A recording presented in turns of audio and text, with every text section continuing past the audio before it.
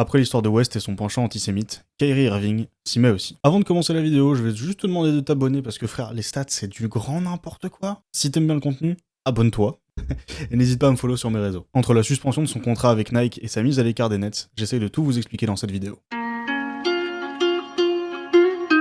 Hebrews to Negroes Wake Up Black America, un film de Ronald Dalton Jr., sorti en 2018, dont Kyrie Irving a fait la promotion sur son compte Instagram. Il a même mis un lien Amazon pour l'acheter. Ce film est l'adaptation d'un livre sorti en 2015 portant le même nom, expliquant, je cite, « De nombreux juifs célèbres de haut rang ont admis avoir adoré Satan ou Lucifer. » Forcément, ça n'a pas plu aux Nets qui, le 28 octobre, ont publié un communiqué pour annoncer la suspension de rien du tout.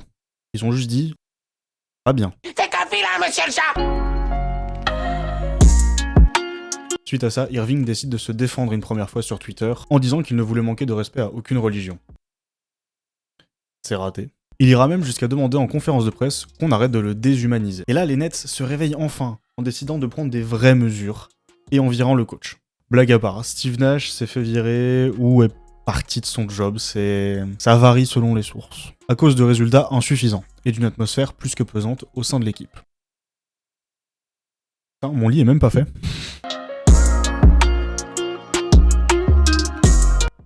Ah là qui est bien mieux. Face à l'ampleur de cette histoire, la NBA décide de ne rien faire et de jouer l'autruche, contrairement à Shaq qui a traité ouvertement Kyrie d'idiot. C'est mérité. Some people are conscious, some people are not. I can tell he's not conscious, he doesn't really care what's going on. Le 2 novembre, Irving et les Nets se sont engagés à faire un don de 500 000 $ chacun à des associations qui œuvrent contre la haine et l'intolérance. Dans un communiqué coécrit avec l'Anti-Defamation League, dont j'ai déjà parlé dans ma précédente vidéo, Kyrie reconnaît l'impact négatif de son message sur la communauté juive, mais pour l'instant, toujours aucune réelle excuse. Quelques jours plus tard, la NBA réagit enfin, en se disant déçue de l'attitude de Kyrie Irving qui, même avec l'aide de l'ADL, n'arrive pas à s'excuser publiquement.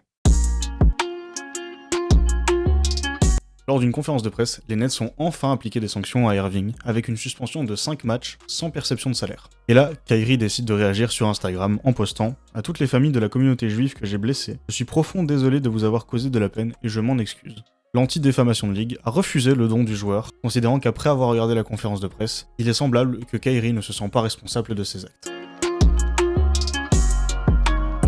10 jours après West et Adidas, c'est au tour de Nike de se séparer de l'un de ses collaborateurs. Enfin, pas tout à fait. Le contrat qui lie Nike et Irving est suspendu et la sortie de la Kyrie 8, donc la nouvelle chaussure de Kyrie Irving, sera retardée si pas annulée.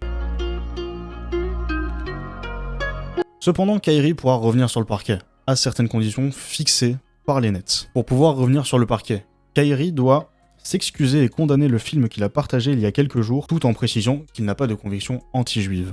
Donc il doit donc faire son don de 500 000 $ à des mouvements contre la haine et l'intolérance.